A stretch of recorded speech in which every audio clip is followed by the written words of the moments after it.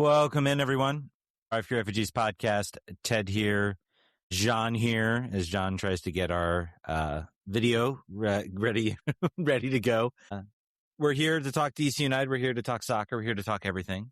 But before we get into that, Jon, how you doing, my friend? How was your weekend? It was pretty good. I'm trying to remember what happened exactly. I don't really remember. I watched a lot of baseball.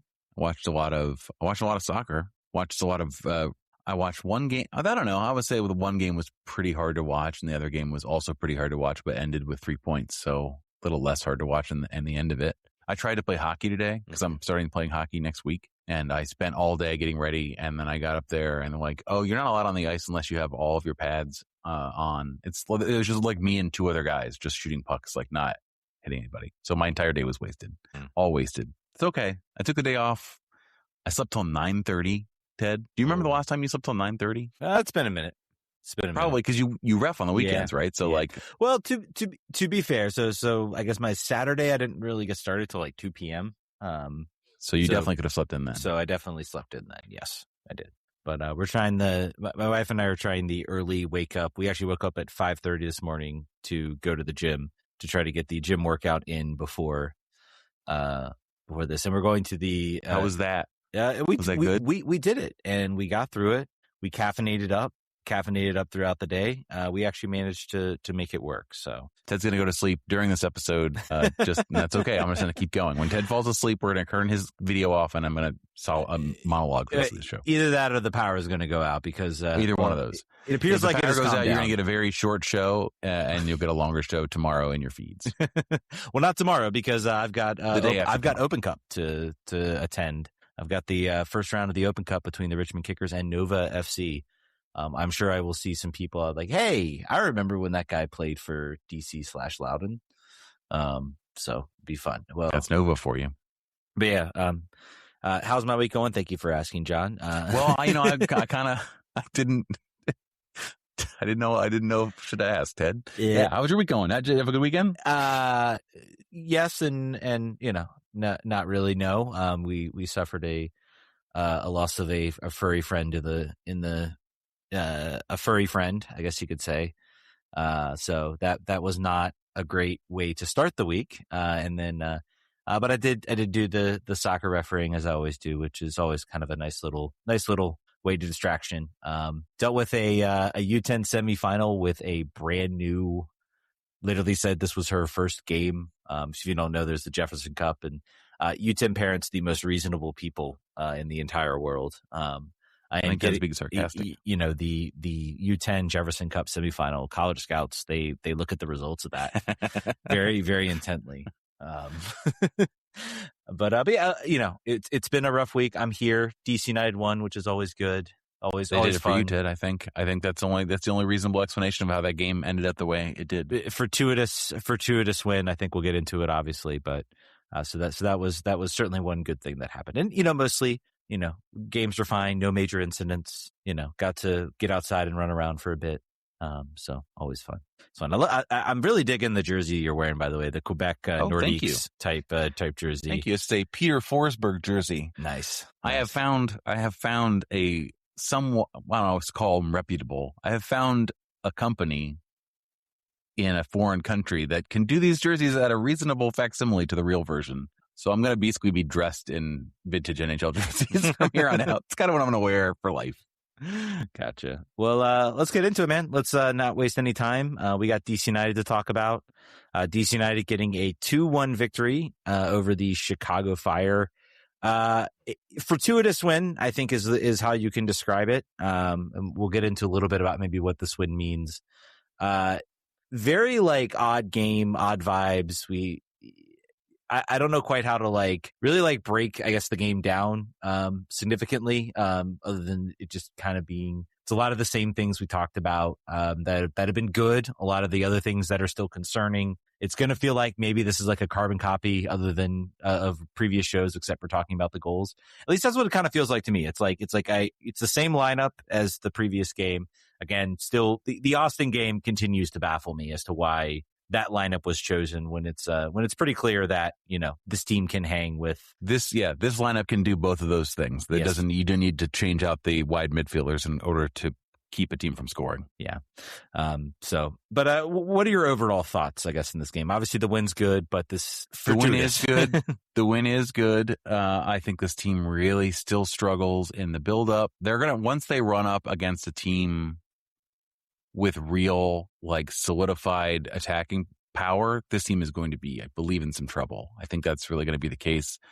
They haven't really yet. Well, Inter Miami, not elite attacking talent. We don't really count. I mean, listen, that was an aberration, as we said in the last show. That was a weird event in Baltimore. That is the case. But also true, Miami also was before their game before that one.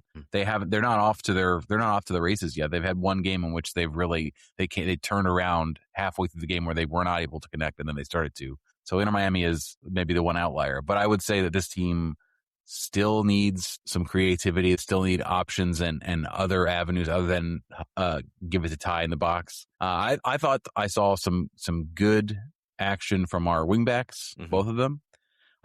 Hefti, I think, is the player. It's between Peltola and Hefti for sort of early season most valuable player for DC United, in my opinion.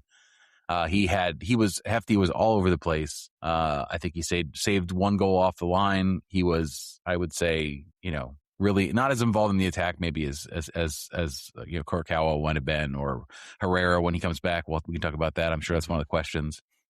But I think there's some struggles here. They are not as quick in transition as I'd like. I think Pirani still, oh my gosh, is a big problem. There are like 9 to 12 questions about Pirani coming in from listeners about how horrible he's doing this season. Which, as the OG Pirani hater, I feel like this is good. I feel like we've returned to normalcy. There was a weird period where he was good for like 4 weeks, and everyone's like, "Can we give him a 5-year contract? Can he be a DP yet?" So he continues to be the place where really 1.0 XG opportunities go to die. Yeah.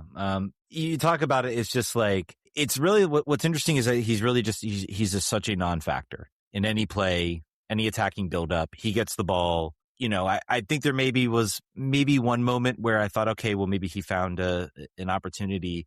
But there's literally this massive black hole when it comes to like creativity. Hopkins is able to do a little bit kind of from his right back position. He's able to connect. Try to Hopkins' worst game as a professional with a big old exclamation mark next to it, unfortunately. Yeah, with the handling call, which is unfortunate. I thought Peglo was pretty good in this game. I think he was lively as far as like creating chances. Again, nothing super fantastic, nope. But Pirani, again, just like there's not anything you can point to as far as him being a creative force. He's not able to get in the offensive third. Luis is injured. Apparently picked up an injury. I think Romanian media is reporting he might be out for the international break. It seems like it's some sort of muscle type injury. It's great when the Romanian media is pipping because there's very few people traveling with the team to get the scoop on the injuries. But that's what we're at right now, at least that player. Yeah. But, so like overall, like defensively, like this team is like showing to be pretty solid. I do think Chicago maybe left DC a little bit on the hook on a lot of things. Kai Rawls, especially, I think had a Bartlett type performance where he wasn't punished, unfortunately, or fortunately for him, I guess. Bartlett had 2 really bad moments and got punished by Inter Miami. Rawls especially got turned twice on basically the same exact play. And very luckily, like, did not give up a PK. Like when that whistle went, I think it was like middle of the first half, and we were all thinking, oh shoot, PK, like no doubt, penalty kick, absolutely. And then the ref gave a yellow to Zickernagel, I think it is, for simulation, which is very, very wild. And it was honestly the correct call, like just like ballsy type call. It'd be very easy for the referee to be like, nope, you can just say no and move on. No call, no foul, but like he literally said, nope, that was actually that was a simulation decision. Yeah, a very convinced of himself. In a world of VAR, there aren't a lot of people that make those kind of decisions at the moment. So it's really wild, though. They could talk about how good Hefty's been. Like he has been. I am waiting for some acolytes to come in for him from sort of the national media to talk about how good he's been in that position. able to push forward, even had some connecting moments in this game. Service was excellent as far as like putting the ball, this team is going to need crosses. He was very much like able to kind of push forward, contributing while also checking back. I think maybe if it's not for Peltola getting the goal, probably a man of the match type performance from him. And that goal by Peltola, not a one he's going to pin on his wall, but they all count, right? I keep looking back. He was trying to like side foot that to Caden Clark, wasn't he? I'm pretty sure it certainly did not look like his laces were going through that ball. I think he was trying to hit it like a little fast to like Caden Clark, and then just took a like very fortuitous deflection into the back of the net. Love it. But yeah, you talk about the offensive like first half. There was hardly anything. A lot of like possession and ability, I think, to sort of like keep the front foot and like sort of try to test the defense. But just like block shots after block shots. I have to look. There had to be at least 4 or 5 like actually like block shots. Not able to really get much into the box of note in this game. So I was going to see 4 shots on target. Only one really big chance I guess we got from this game. I was going to look at the first half especially.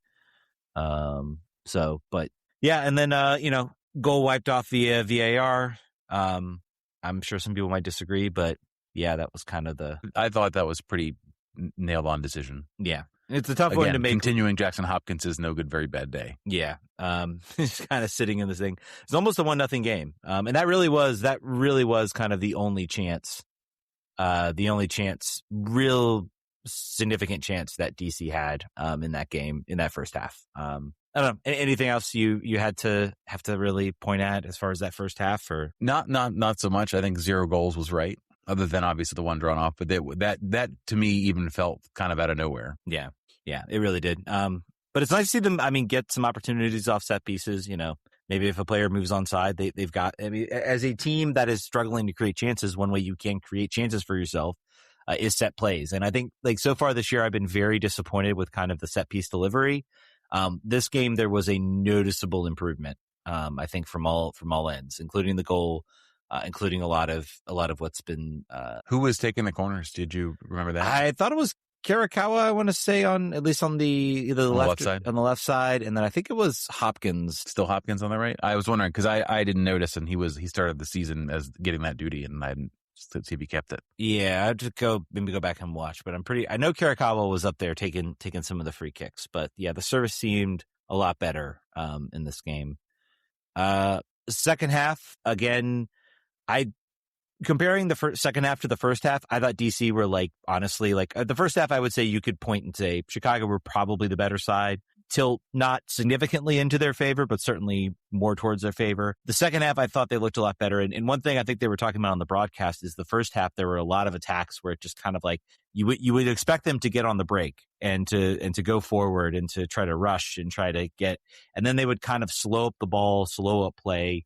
Kurokawa in particular, I felt had kind of a frustrating moment where I thought the break was on and he kind of like slowed up the play and kind of stopped, and they kind of tried to pass it around, move it around, and then never really developed much from that. So, any thoughts second half versus first half? And I think the result and the way the game was watchable or wasn't watchable, United having 36% of the ball, and that was not a huge deal and not to be really unexpected with the way the team was playing. I think that this, like, similar to, I think you bring up the Austin game, and that's really an interesting sort of comparison. Like that, this is the way they're going to set up on the road. They're not going to necessarily try. I mean, not that their home form has been like swashbuckling or anything. But I think they're much more comfortable either in a lower block or just saying like, we're going to try to take our chances on the counterattack or set pieces, which was the plan in Austin. It didn't go their way. It went against them exactly in that formation. I'll be really curious to see what the setup is this weekend on the road again to Atlanta, to a team who just won and finally figured out how to score again. I assume the same. I assume we're going to see the hope is we'll see a very similar game to this one, but in Atlanta. Yeah. Yeah, you talk. I just heard the storm come in. So if all of a sudden lights start flickering, yeah, I heard your rain finally get to Fredericksburg. Yeah, it's very much stormy weather here. I hope everybody's enjoyed the time off with their kids. Right, that's what everybody wants. But yeah, you talk about I completely lost my train of thought. It's like a thunder's rolling through. I talk about what this team is set up to do. It is very clear to me that this team is set up to try not to lose and to maybe force situations where they have opportunities where maybe a little luck falls on their side and they're able to get a win. Maybe they get that sort of one opportunity. I think this is a team now that is not going to get. To me, it reminds me a whole heck of a lot like 2014, 2015. Not, those teams were, I think, a little bit better. 2014, 2015 DC United, like the sort of like, just like grind it out, suffocate type results. As has Jon completely lost his power. He was kind of moving around and then suddenly he's completely stopped. So, I will try to talk a little bit, while we do that. But yeah, it's, very much a case of a team that is trying not to lose. They're trying to keep games close. They're not trying to get blown out. And, there goes Jon, as he has exited stage right. I'm pretty sure he has lost power. Jon, I think to your point, what I see from this team is that it's very clear with Rene Weiler, they're set up not to lose. So they are set up to try to prevent goals from going in. This is kind of first and foremost what the mission is. Try to keep it, down 1, down 0, not getting blown out. And so far they've been pretty successful at that. And then it's, you can get moments like you had in the Chicago game where, you get a sort of very fortunate goal, from Matti Peltola, who again was excellent. And then you can also, possibly get a lucky bounce off the hand of a Chicago defender, for a game-winning PK. So, and it feels like that's a realistic perspective on what the team's actual abilities are. I think, as opposed to being like, no, we're gonna win 3-0. Looking at this roster, that's not a realistic guess of how these games are going to go. So I'm okay with that. I would like to see this team change course at some point. Potentially, maybe if it's just one player, if it's just a DP number 10 that's holding this team back from winning games 3-0. Okay, great. Seems unlikely, but I would say 6 points from 12 is pretty good. Yeah, especially considering where this team was. Just a few minutes. We're above a point. Point per game. I think you're seeing. I think on the stage, like, this is going to be a team that's going to grind it out. Again, it reminds me. I think those teams are better. It reminds me a lot of 2014, 2015, like DC United. Like, it's like we know we don't have the talent. We've got the one star, in this case, Eddie Johnson, in that year. And we've got, this case, Ty Baribo. I think Eddie Johnson was a little more productive, or Ty Baribo has been a little more productive so far than Eddie Johnson was, I think. And I think he'll be more productive. A whole other health situation going on there for him. But kind of like, this is not pretty soccer. They're suffocating the game out. They're able to be stout defensively, behind in goal, in defense, keep the game in front of them. And, then they get, opportunities to catch teams on the break, to go get opportunities. And I do think in that second half, they generated a lot more sort of high quality chances. There was one that really, I think, forced Chris Brady into kind of a pretty big save. It was near post, but I believe it was Peglo had an opportunity kind of on the edge of the box. That was kind of important. So before this game started, Ty Baribo had 2 goals on 2 shots on goal for the entire season. In this game, he had 2 in one game, so he doubled his shot total, and then added another goal too. So yeah. Again, I think they are starting maybe to nail a little bit on the service part. The balls into the box were a lot more threatening than they have been. I think Kurokawa was able to get more front. Hefti also, like, I didn't know Hefti could deliver a ball. He had a couple of nice moments where he got the ball on the edge in the box and delivered it in. Again, Hopkins still being kind of the dribbly boy. I don't think he had a poor performance. I think the handling is unfortunate. If it were up to me, like that type of call would not return until like an automatic goal.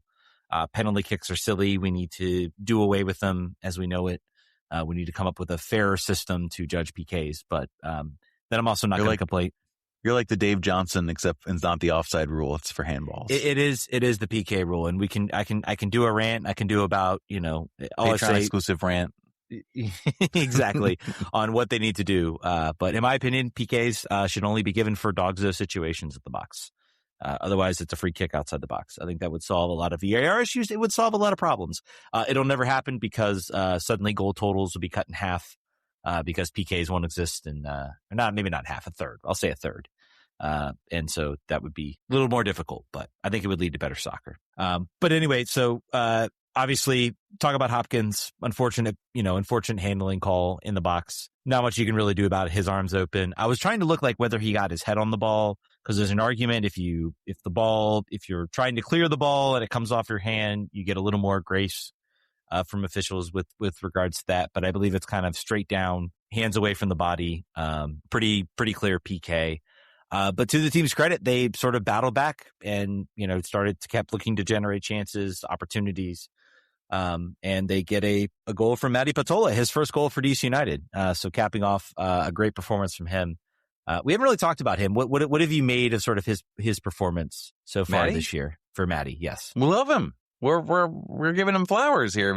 I would say this team is not able to do this act of keeping games close and sort of, Rene said this team had no interest in playing through the middle. They wanted to hurry up and get the ball into the attacking third.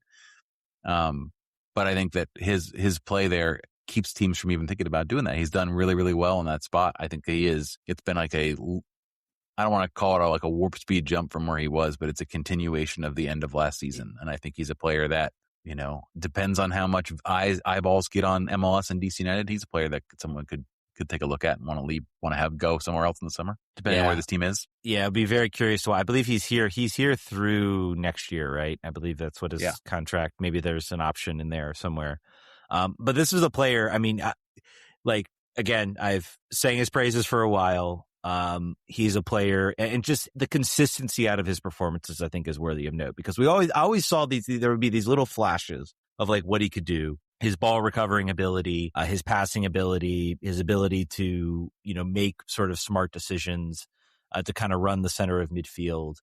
I think it's very clear, so all those moments kind of existed, and we got flashes of them in 2024, but it was never consistent. It was never like a consistent stream. Now we're seeing like every single game, he is like one of the best players out there. Yeah. He's able to cover just massive amounts of ground in the midfield. He's able to push the ball forward. And I think he, again, gets rewarded, I think, for what he's doing with a little bit of offense and getting a goal. So yeah, again, fantastic for Matti Peltola. Been one of the really big bright spots. I'll even sing some praises of Slovenia. I thought Slovenia actually did some nice things. It was a bit of an industrious performance. I thought he was a little more active in the game. Again, that's an area I think this team still needs to improve. But overall, he was not like a ghost in this game, like I feel like he's been for a lot of the season. Pirani put on the ghost hat for this game. Yeah, again. Let's just lead us to our first question. I don't know if we really want to break down like much. The goal was weird. Handling call, kind of weird. Obviously, we have the situation where apparently something was said to Ty Baribo that was on the naughty side. I don't know I think, and I thought that Jason Anderson on Greenland Soccer made a really good point there, that Rene Weiler was basically like, I don't want to talk about it. I don't want to give it the spotlight. We should just move on and play. And then Jason was like, well, we tried that with like racial abuse, and that didn't work very well, and it didn't stop it really much. So maybe that's not necessarily the way to go about things. I think that it's good that eventually, after Ty continuing to freak out, the referee finally took it seriously. All right, well, let me at least find out what happened, and let people know, and put it on record, whatever the protocol is that we have to do. So it was weird. It was very strange to watch. I think now there's reporting from Jose Umania that it was potentially a homophobic chant that was heard behind. I don't know. I had heard that we have a listener who was there at the game and had said early in the first half, like that was going on the entire game. So interesting that whatever he suddenly got very set off on that, and they intervened the way they should have. But I just thought it was interesting. It was weird. Our past with this experience is it's a player and it's racial, and sometimes it's been on our team. Usually it's been on our team. So it was very strange to see how that all went. Yeah. And again, it's the protocol you have to have. I've experienced a situation where a player reported something that was said that was racial. It's an incredibly tough situation to be in because as the referee, unless you heard it, and I've been in a situation where a referee heard it and gave the appropriate designation for the card. But if you don't hear it, you've got to almost put it in your match report. You've got to talk to the coaches, tell them what's said.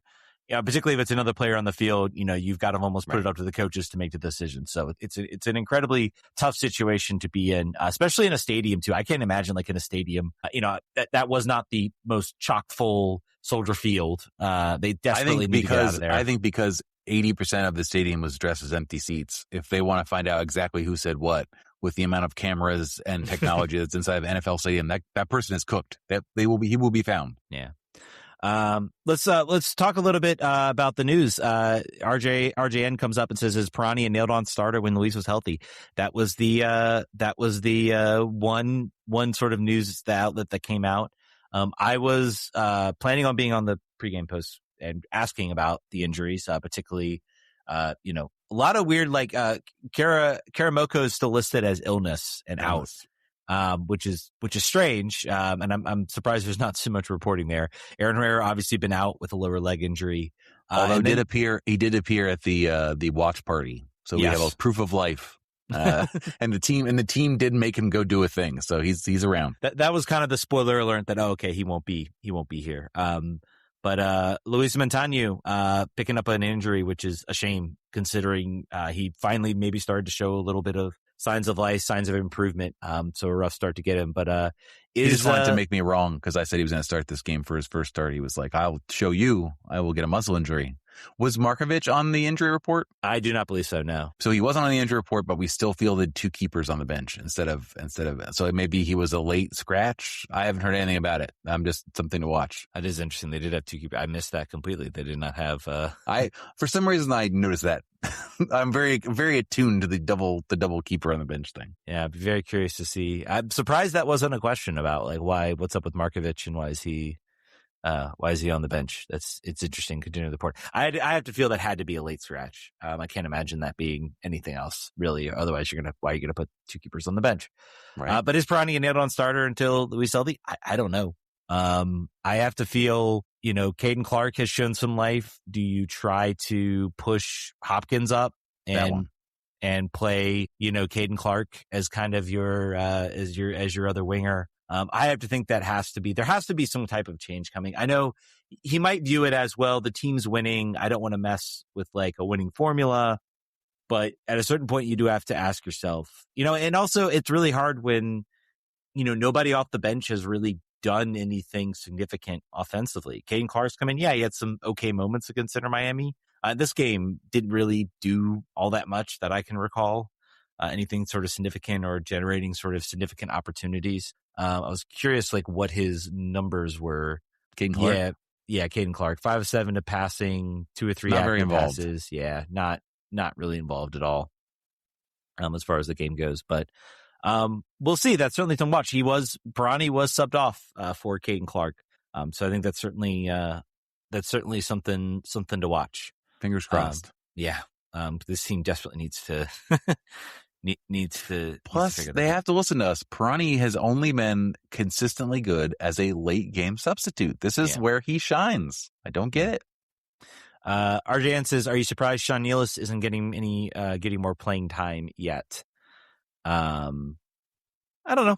I think it's hard when, I'm not sure, looking at the situation, Sean Nealis is not a fast player either. This guy is not a guy with lightning quick speeds. He's a guy to bring you. I'm not sure the improvement you get out of Sean Nealis. It's like for like, if it's anything. Yeah, it's more of a like for like substitution. And, so far, yes, Bartlett had a rough game. I thought Bartlett recovered. He's another player I think that deserves a shout out. He had an excellent game, sort of a bounce back type game. all of the types of things that you want to see out of him, the tackling, the physicality, all of the things he sort of brought. It was certainly a bounce back game for him over the Inter Miami performance. Yeah. So Aaron Herrera returns to play regularly. What role do you see for him? That's a good question. I still think, I think he still starts over Hefti. I think at his best, he's still he gives you more both ways. I think so. I don't think you put him in the right midfield position necessarily, but he has the versatility, I think, to go either way. I don't know. He's also coming back from an injury, a long one at this point. I'll be curious. You can't put him on the bench. He's got to play. Can't not start. I mean, he's benched his star DP to start the season, so he also made big excuses about it, which tells me that there's reasons for it. Wasn't like an attitude bench or whatever. This is when you have a team. Look at the bench and look at the players that come in and the lack of game-changing attacking ability. And he has both. He has that. He's going to create that for Ty. I think you got to find a way to put him on the field. I would say you start him at right back. And move Hefti to the bench for now, but you do not think that. You think maybe he doesn't necessarily. He has to earn his way back, or Hefti has to play his way out. Hefti has been so good. I mean, why he's been excellent. It's been shocking how good he's been. I agree. Excuse me. So I kind of look at it as I think he's on the bench. I mean, he started up hurt. That's what happens. You have to earn your way back. I could see a scenario where if you're on the road against a tough opponent, that he slots into that right midfield position as kind of more of a defensive option. If you're playing against like a team that's chock full of talent, that, has the ability to really punish you, that maybe he's an option there. I'm not sure he really fits like Hefti works because I think he kind of trains as a center back. So he's very much kind of defensive minded first, but he feels much more comfortable able to kind of push forward, know when to push forward, know when to cover and go back. Again, also too, I think additionally on top of that, I think Hefti's look better because Peltola has been so good. If Peltola was 2025 Peltola, this team is getting beat down the middle a lot of the time. They're not able to sort of allow their center backs to kind of push forward. I don't know. It'll be an interesting thing to watch as he gets back and he gets back healthy. So a rare good problem to have. Yeah. All right. I think we've got a lot of listener questions that came in on our Patreon page, and so I think we're going to cut over to that. I think we want to quickly talk about the Spirit game as well. Yes. I got the opportunity to watch that game in Hull on Friday night, sort of the opening match of the entire season. It was really interesting to watch. It was a sellout crowd. So absolutely popping there from that perspective. You had a lot of newcomers. If you've been following the offseason, you know that Aubrey Kingsbury is having a baby. So she is out for probably the year, I would assume, definitely the year. And Sandy McIver gets her first opportunity to start. I think she was an injury. She's played before. It's not her first time playing, but hasn't been a starter for quite some time since she was at Everton. You had Lucia Di Guglielmo. That's going to take some time to practice. I'm going to get that perfected because she was amazing in this entire game. Just first game running was probably, I don't want to say Casey Kruger's going to have a hard time getting her job back when she comes back. But she might. It's entirely possible.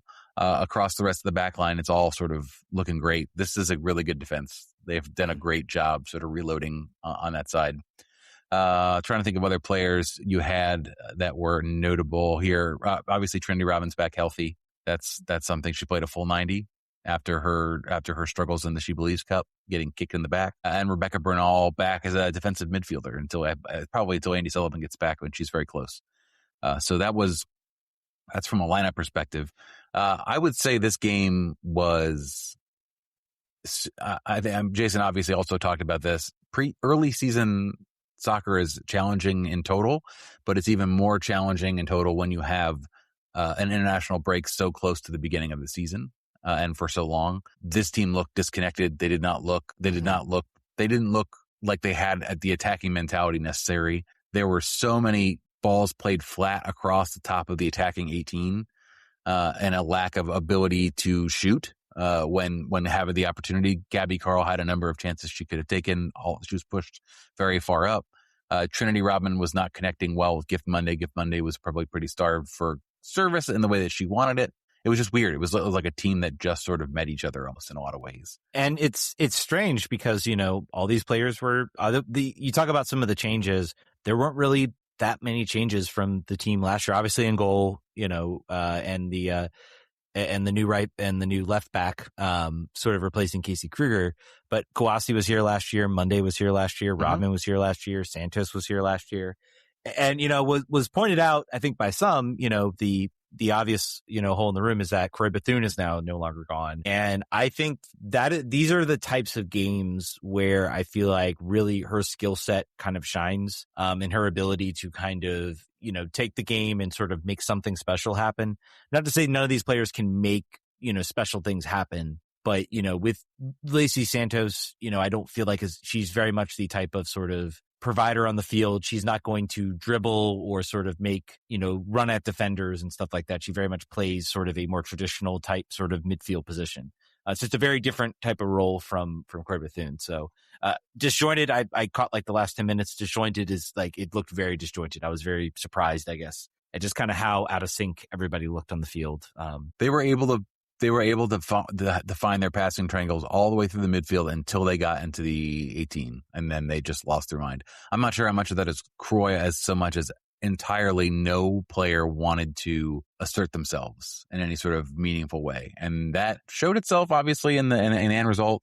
The Moultrie goal was a bit of sort of a mess up. I think there was a small mistake by Gabby, and then paid Tara as a step too slow to make a move, and Moultrie slots it away. Other than that, I don't think Portland was really on top of them that much. Washington only had one shot on goal the entire match. Yeah. So and it wasn't for lack of possession. It wasn't for lack of general threatening locations on the field, but they just were not able to do that final thing. They said it in the quotes afterwards. But Lucia is a instant diamond. If you remember how good of a start Hal Hirschfeld had 2 years ago when she came onto the field, that it was that good. I think that this is going to be a really, really great addition for the team. It's not like she came out of nowhere. She's a well-established middle career player, playing for Italy at the highest levels on the international side as well on the club sides. This is a great pickup. I think that there's also two things to notice and call out. Claudia Martinez, the Paraguayan 18-year-old, who I thought, based on Haley Carter's remarks to Jason Anderson, was not going to start. Similar to the Luis sort of hey, give her some time. Just like Claudia just learned Spanish 3 years ago. She was speaking a native dialect that doesn't get spoken out of Paraguay until then. This is a person who's not lived in a big city. It's too soon, to put any expectations on her. And then she plays the first match. She plays 30 minutes of the first match, which I thought was interesting. I think that's also if you look at the rest of the subs who was available, you've got a lot of not having played at all players or injury replacements. Tamara Bolt makes her first appearance since her return from loan from Dallas. And yeah, I think this was a game that Portland was not up to win it, but they did a great job at keeping Washington from winning it. Washington was their own enemy as well, like I have been saying for this entire time, but Portland did a really, really good job of just closing ranks down. After they got their goal, it was curtains, because they were already sort of set up to repel Washington. They did a good job. So it's just a question of it's early in the season. There's lots of games. Mm-hmm. Should have been 3 points. It's not anywhere near a problem yet. I will see how they bounce back next week. But this was a frustrating watch. Yeah. And it's definitely, again, early season soccer. How many week one narratives did we have in MLS that just got blown up, right away? So again, I think this team is talented. I think this team will be near the top of the NWSL. I think that's where everybody expects them to be. I think it's just a matter of, and we've seen this team also, they've had frustrating moments, and then the next game they bounce back and they play well. So other player I want to call out SB Morgan also as well. I remember when she got here, I was really certain of her play. She didn't seem to be really confident. And now watching her a year later, candidly, I was not paying super close attention to the Spirit while I wasn't covering them in person last year. Getting to watch her in this game I've been reintroduced to the player that that she probably was all last year, and the player that I was told that she was when she came in. So really happy to see that. Like I said, this back line is very, very good. I'm excited about that. And obviously the talent is there up front. But Gift Monday just looked so disconnected that it was jarring, I feel like, for me. All right. I think that's going to do it for the free edition of the show. Please go over to our Patreon page, patreon.com/RVForDs, $5 tier, and you get access to all of the content. Millions of questions we're about to answer. Yeah, all the questions we're about to answer. I mean, I posted that at 5:00, and I was like, man, I might be a short show. We've trained them. They are very ready. They come correct. Yeah, but anyway, guys, we will catch you guys on the Patreon show. Vamos.